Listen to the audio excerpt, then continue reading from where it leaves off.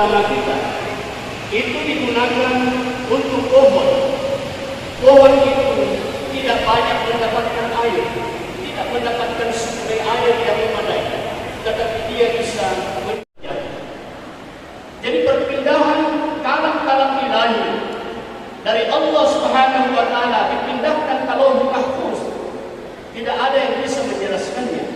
Dan perpindahan dari Lauhul Mahfuz juga tidak ada yang bisa menjelaskan kapan peristiwanya terjadi.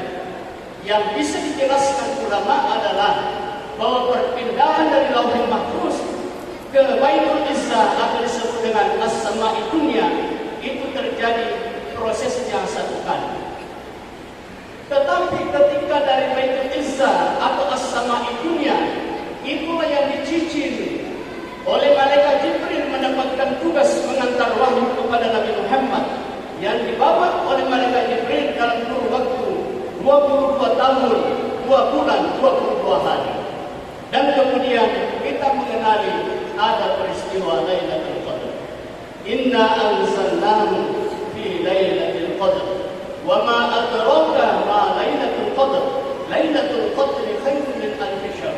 Tanazzalul malaikatu war ruhu fiha bi izni rabbihim min kulli amr. Salamun hiya hatta matla'il fajr. Tapi ayat yang lain, inna anzalnahu fi lailatin mubarakah. Ulama kita mengatakan kalau kata nuzul itu artinya turun, maka kita tidak boleh berhenti memaknai itu turun. Karena ternyata kata nuzul itu juga berafiliasi dengan makna adalah penampakan. Saya ulangi, bukan hanya makna turun, tetapi dia berafiliasi dengan makna penampakan. Kenapa makna ini diambil? Karena sebelumnya tidak nampak. Saya ulangi, sebelumnya tidak nampak. Dari Allah itu tidak terwujud, tidak nampak. Tetapi begitu diambil dari Baitul Izzah dibawa kepada Nabi Muhammad, itulah berwujud, diulang-ulangi untuk dibacakan. Dan yang menarik Bapak Ibu yang saya muliakan, ternyata sebelum Nabi Muhammad meninggal dunia pada bulan Ramadan, dia menghadapkan mulai dari suratul Fatihah sampai An-Nas kepada malaikat Jibril. Saya ulangi, sebelum Nabi Muhammad meninggal dunia, maka dia menghadapkan Quran kepada malaikat Jibril 2 kali tamat di dalam bulan suci Ramadan, dihadapkan kepada Jibril untuk memastikan bahwa seluruh yang dibawa Jibril itu teratur adanya, dan itulah yang terpelihara sampai saat ini. Tidak ada keraguan di dalamnya. Zalikal kitabu la raiba fihi hudan lil muttaqin. Itulah Al-Quran, tidak ada keraguan di dalamnya, dan itu menjadi petunjuk bagi orang-orang yang bertakwa kepada Allah Subhanahu wa Ta'ala. Karena itu Bapak Ibu yang dimuliakan oleh Allah, dalam hubungan ini saya membaca riwayat, buka satu kitab, saya terkejut Bapak Ibu. Ada 2 riwayat menarik. Imam Syafi'i dijelaskan ternyata dalam 1 hari tamat Qurannya 1 kali. 1 kali dibaca itu 30 juz dalam 1 hari. Riwayat kedua menyebutkan Imam Syafi'i tamat Qurannya 2 kali dalam sehari. Berinteraksi dengan Quran, maka pelan-pelan dia akan membukakan rahasianya. Itu sebabnya Mustafa Al-Marabi menyebutkan sebagai seorang ahli tafsir bahwa ketika seseorang membaca 1 kali ayat Al-Quran, maka dia akan menemukan 1 makna. Tapi begitu dia baca 2 kali ayat Quran, maka dia akan menemukan makna lain. Ketika dia baca 3 kali ayat Al-Quran, maka dia akan menemukan sudut pandang makna yang berbeda dari makna pertama, kedua, dan ketiga. Itu artinya apa? Semakin kita berinteraksi, semakin kita bersahabat dengan Quran, maka kita pasti menemukan banyak makna di dalamnya. Itu sebabnya sudut pandang orang bisa berbeda. Saya ulangi, sudut pandang seseorang terhadap 1 ayat itu bisa berbeda. Apalagi kalau orang itu berhenti hanya memahami dari sudut pandang dari naskah teksnya saja, tidak bergeser pada makna kontekstualnya. Apalagi kalau orang itu tidak berusaha untuk menginternalisasi dan memaknai lebih luas dari ayat-ayat suci Al-Quran. Dan Bapak Ibu yang dimuliakan Allah, Pemaknaan pertama bisa berisiko kalau orang hanya berhenti pada teks. Bapak Ibu, saya ingin menegaskan satu ayat menjadi frame berpikir kita. Allah mengilhamkan dua jalan, fa'alhamaha fujuraha wa taqwaha. Allah mengilhamkan dua jalan. Pertama al-fujur, yang kedua taqwa. Al-fujur itu menunjuk kepada jalan yang tidak baik. Kalau ditelusuri, pasti ujungnya adalah mengarah pada neraka jahanam. Tetapi takwa adalah jalan yang mengantar manusia selamat nanti ke jalan yang benar, dan juga bukan hanya itu, tetapi mengantar manusia masuk ke dalam surga Allah Subhanahu wa taala. Itu sebabnya seorang pelaut yang berada di tengah lautan, di tengah gelap gulita, terombang-ambing oleh ombak yang besar, tidak ada semacam navigator, tidak ada kompas, maka dia tidak bisa menemukan pinggir pantai. Seorang yang berjalan dalam hidup ini tanpa ada pedoman, bisa hidupnya terombang-ambing. Seseorang yang berjalan, mungkin dia memilih jalan al-fujur karena tidak ada pedoman. Maka itulah Al-Quran yang memberikan navigator kepada setiap orang agar arah hidupnya jelas, kemana arah hidupnya, perjalanan yang kembali kepada Allah Subhanahu wa taala. Tetapi bukan hanya itu, karena malam ini dirangkai dengan kebahagiaan. Maka ada 3 poin yang barangkali bisa saya ketengahkan, mengingat waktu sangat terbatas. Saya potong bahagian-bahagian yang sangat tidak penting. Yang pertama, Bapak Ibu, ayat yang kita pahami yang turun kepada Nabi Muhammad SAW adalah Iqra. Iqra bismi rabbikal ladzi khalaq, khalaqal insana min 'alaq. Iqra wa rabbukal akram, alladzi 'allama bil qalam, 'allamal insana ma lam ya'lam. Saya ingin menggarisbawahi kenapa Iqra, baca. Quran itu juga bahasa dari kata qara'a, dan fi'il amarnya adalah Iqra, baca. Maka Bapak Ibu yang muliakan Allah, tidak ada objek yang ditunjuk oleh Allah apa yang mesti dibaca. Karena itu, baca Quran, baca tanda-tanda diri, baca alam, baca petunjuk-petunjuk yang bisa kita pahami, baca sistem yang ada. Seorang pimpinan, baca bawahan. Seorang bawahan, baca pimpinan. Pada saat kapan pimpinan mukanya itu cerah? Pada saat kapan pimpinan itu tidak cerah mukanya? Pada saat kapan masyarakat itu kesulitan? Itu kemampuan kita membaca. Jadi ayat-ayat suci Al-Quran bukan hanya yang mau dibaca, tetapi seluruh tanda-tanda yang bisa dibaca. Alam juga demikian, Bapak Ibu. Itu sebabnya ketika turun ayat inna fi khalqis samawati wal ardi wa ikhtilafil laili wan nahari la ayatin lil albab alladziina yadhkuruna Allaha qiyaman wa qu'udan wa 'ala junubihim wa yatafakkaruna fi khalqis samawati wal ardi rabbana ma khalaqta hadza batila subhanaka faqina 'adzabannar. Kenapa ayat ini turun? Nabi menangis. Dan itu diriwayatkan bahwa Nabi terlambat datang sholat subuh. Kenapa Nabi menangis? Padahal ayat ini hanya berbicara soal alam, tentang tanda-tanda alam, tentang pergantian siang dan malam, tentang penciptaan langit dan bumi. Tapi kenapa Nabi Muhammad menangis setelah Jibril meninggalkannya? Bilal bertanya, kenapa Nabi menangis? Apa kata Nabi SAW?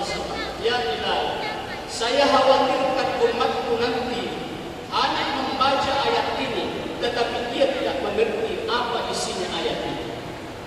Coba kita lihat fakta-fakta di lapangan, Bapak Ibu. Ada orang habis waktunya di malam hari, dia tidak dekat dengan Allah.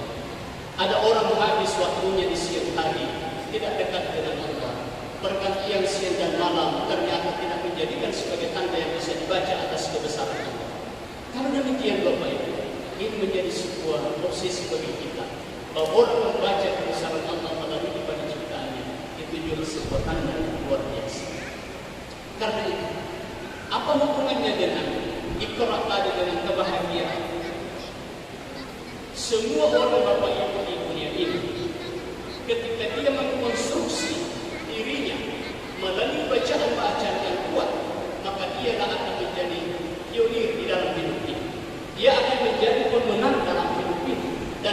mewujudkan kebahagiaan. Itu sebabnya di dalam hubungannya dengan keilmuan, kunci utamanya adalah membaca, literasi membaca. Sebuah bangsa yang besar itu tidak lain dia membaca. Saya teringat Pak, mohon maaf, ini saya hanya setback sedikit. Saya naik mobil itu di Sydney di Australia. Saya berdampingan dulu dengan orang bule. Ternyata saya punya tape record itu tercabut sedikit colokannya, akhirnya suaranya keluar. Sementara dia membaca, orang bule membaca di samping saya. Apa dia katakan ke saya? Wahai Ayunis Rafi, kenapa engkau ganggu saya? Saya bilang tidak, saya sementara mendengar tentang siaran Indonesia. Dia bilang tidak, saya terganggu, saya sementara membaca. Bayangkan Pak, boleh dari stasiun saya sama, naik di mobil, dia tidak lepas bukunya, dia membaca. Lalu kemudian dia turun, dia tetap pegang bukunya. Lalu dia mengatakan, inilah tradisi kami. Bahwa negara-negara yang maju, kalau dia membaca, pasti masyarakatnya memiliki nilai kemajuan. Dan itulah orang yang bisa memperoleh kebahagiaan hati di dalam hidup. Itu sebabnya, ada masalah besar kita hadapi dalam dunia saat ini. Mengutip pernyataan Mutawalli Syahrawi dalam Mu'jizatul Quran, apa kata Mutawalli Syahrawi pada sekian? Tantangan dunia saat ini bukan ketiadaan ilmu, tetapi tantangan manusia pada saat ini adalah ketidakmampuan mengamalkan ilmu yang dia ketahui. Saya ulangi. Kata Mutawalli Syahrawi, dan ini sering diikuti oleh ahli Quran, pakai sama baju. Kata Mutawalli Syahrawi dalam Mu'jizatul Quran, tantangan manusia saat ini bukan ketiadaan ilmu, tetapi tantangan manusia saat ini adalah ketidakmampuan mengamalkan ilmu yang dia ketahui. Coba kita lihat Pak, handphone kita goyang sedikit, ilmu muncul. Begitu kita mau putar YouTube, bisa kita pilih ustaz siapa yang kita mau pilih. Dengan beragam suguhan-suguhan yang bisa kita dapatkan, ilmu beragam. Tetapi itu tadi frame-nya, bahwa kata Mutawalli Syahrawi bukan ketiadaan ilmu, tetapi ketidakmampuan orang mengamalkan ilmu. Itu sebabnya Nabi mengingatkan, man amila ma ya'lam, allamahu Allahu ilman ma lam ya'lam. Siapa yang bisa mengamalkan ilmu yang dia ketahui, kata Nabi, maka Allah akan ajarkan ilmu yang dia tidak pernah ketahui. Itu yang disebut di dalam Iqra bismi rabbikal ladzi khalaq. Allamal insana ma lam ya'lam. Allah mengajarkan ilmu yang orang tidak ketahui. Tapi Allah makin kalam, itulah melalui proses pendidikan, melalui sekolah, mulai TK, SD, masuk SMP atau masuk di sanawiyah, masuk ke pesantren, aliyah, masuk ke kuliah tinggi. Itulah Allah mendidik. Tapi allamal insana ma lam ya'lam, itu langsung pendidikannya dari Allah Subhanahu wa taala. Sehingga Nabi berkata, "Addabani Rabbi wa ahsana ta'dibi." Allah sudah mendidikku dengan pendidikan yang baik. Kalau begitu, sidang jemaah yang dimuliakan Allah Subhanahu wa taala, mari kita membangun literasi membaca. Karena membaca ini membuka ruang-ruang kebahagiaan di mana kita cita-citakan bersama. Yang kedua, bahwa petunjuk Al-Quran sebagai budak, bahwa orang yang bisa mendapatkan kebahagiaannya ini adalah orang yang memiliki ketaatan tinggi kepada Allah. Coba kita berdoa di dalam Al-Quran, ihdinas siratal mustaqim, siratal ladzina an'amta 'alaihim. Siapa an'amta 'alaihim? Ternyata Allah jelaskan di ayat yang lain, wa may yuti'illaha war rasul fa ulaika ma'al ladzina an'ama Allahu 'alaihim minan nabiyyin was-siddiqin wasyuhada was-shalihin wa hasuna ulaika rafiqa. Siapa yang bisa mendapatkan kebahagiaan jalan lurus itu? Allah jelaskan, minan nabiyyin, dari golongan para nabi, as-siddiqin, orang-orang yang konsisten pada nilai kebenaran, asyuhada, orang yang mati syahid atau menyaksikan kebenaran dan mengikuti kebenaran, was-shalihin, orang-orang saleh yang penuh dengan kenikmatan dalam hidupnya. Dan itulah yang mendapatkan kebahagiaan sempurna.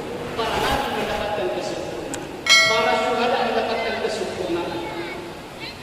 Mengapa mereka mendapatkan kesempurnaan? Karena dia taat kepada Allah Subhanahu wa taala dan juga taat kepada nabi-nabi Allah Subhanahu wa taala.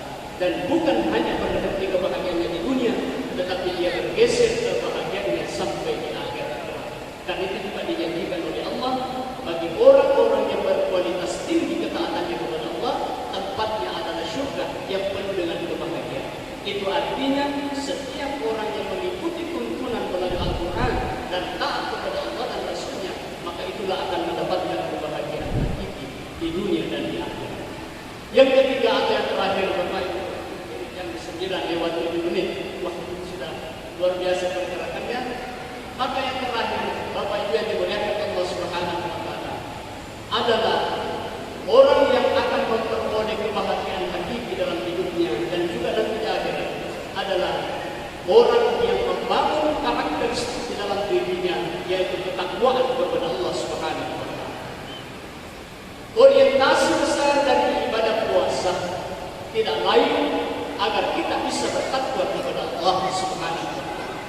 Dalam ayat-ayat Al-Quran ada kita jumpai petunjuk. Ada dua yang menarik, Bapak Ibu. Yang pertama, Allah Subhanahu wa Ta'ala menyampaikan, "Innallaha ma'al ladzina taqaw wal ladzina hum muhsinun." Sesungguhnya Allah bersama dengan orang-orang yang bertakwa dan juga bersama dengan orang-orang yang berbuat kebaikan. Kalau begitu, kuncinya iman, kuncinya sesungguhnya ada di dunia.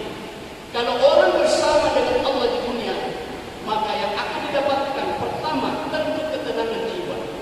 Yang kedua, pastinya mendapatkan kebahagiaan dan kebahagiaan hakiki di mana orang bisa bersama dengan Allah di dunia. Kalau begitu, sebetulnya turunnya Al-Quran itu sebagai petunjuk agar manusia bisa mengikuti pola ini dan dia bisa bertakwa kepada Allah Subhanahu wa Ta'ala. Yang kedua, wa may yattaqillaha yaj'al lahu makhraja wa yarzuqhu min haitsu la yahtasib. Siapa yang bertakwa kepada Allah, maka dikeluarkan dari setiap kesulitan yang dihadapi. Saya kira setiap orang dalam hidup ini tidak ada yang tidak mengalami kesulitan, sekecil apapun kesulitan. Tetapi kalau memiliki ketakwaan, maka kita dikeluarkan dari kesulitan. Dan yang menarik lagi, Allah akan berikan rezeki, dan rezeki itu tidak pernah diduga-duga dari mana datangnya. Ini hubungannya dunia, tetapi yang berkaitan dengan kebahagiaan di akhirat adalah inna lil muttaqina fi jannatin wa na'im. Ada ayat yang lain, innal muttaqina fi jannatin wa na'im. Sesungguhnya orang-orang yang bertakwa, kalau nanti dia meninggal, maka tempatnya fi jannatin, tempatnya adalah surga, wa na'im, penuh dengan kenikmatan. Kalau begitu, kebahagiaan apa lagi yang kita cari? Kalau sudah dijanjikan Allah bahwa orang bertakwa itu pasti bahagia di dunia dan juga pasti bahagia di akhirat. Kenapa bisa bahagia? Tempatnya adalah surga yang penuh. Pada akhirnya, izinkan saya menutup ceramah ini dengan mengutip satu ayat dari Al-Quran. Walau anna ahlal qura amanu wattaqaw lafatahna 'alaihim barakatin minas sama'i wal ardh. Sekiranya satu penduduk dalam satu kampung, dalam satu kecamatan, dalam satu kabupaten, amanu wattaqaw, dia beriman kepada Allah. Selain dia beriman, wattaqaw, dia bertakwa kepada Allah, lafatahna 'alaihim barakatin minas